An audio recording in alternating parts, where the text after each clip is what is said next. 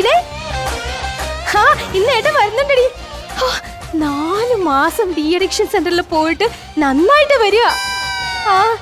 പിന്നെ നീ വേറൊരു കാര്യം അറിഞ്ഞായിരുന്നോ? അവിടുത്തെ ഡോക്ടറിനെ വിളിച്ചിട്ടുണ്ടായിരുന്നേ. ഡോക്ടർ പറയായിരുന്നേ ഇതേപോലെ ഇത്രയും ക്ലിയർ ആയിട്ട് ഒരാൾ അവിടെ നിന്ന് ഇറങ്ങിയിട്ടില്ലെന്ന്. അത് കേട്ടപ്പോ എനിക്ക് കുളിര് കോരിയടി. എന്നാലും ഇപ്പൊ എത്തും. ശരി ശരി, വിശേഷം ഞാൻ പിന്നെ വിളിക്കാം കേട്ടോ.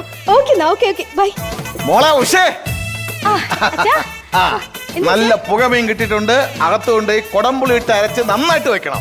അച്ഛൻ എന്താ കുഴപ്പം? കഷ്ടമുണ്ട് അച്ഛാ. അച്ഛാ പുഴമീൻ അങ്ങേർക്ക് ഭയങ്കര ഇഷ്ടമാണോ കൊടംപുളി ഇട്ട് വെച്ചാൽ? കൊടംപുളി ഇട്ട് വെച്ച് കഴിഞ്ഞാൽ അങ്ങേര് നേരെ പോയി കപ്പ വാങ്ങിക്കൊണ്ടുവന്ന് പുഴുങ്ങും. പിന്നെ പൈൻറ്റും എടുത്ത് വെച്ച് എവിടെയെങ്കിലും ചെന്നിരുന്ന് അടിക്കത്തില്ല അച്ഛാ. അച്ഛനായിട്ട് എന്തിനാ അച്ഛാ ഇങ്ങനെ ടെൻഡൻസി ഉണ്ടാക്കി വെക്കുന്നേ? അവൻ കഴിക്കണ്ട, ഞാൻ കഴിക്കല്ലോ. ഞാൻ കൂടി നിർത്തിയിട്ടില്ലല്ലോ.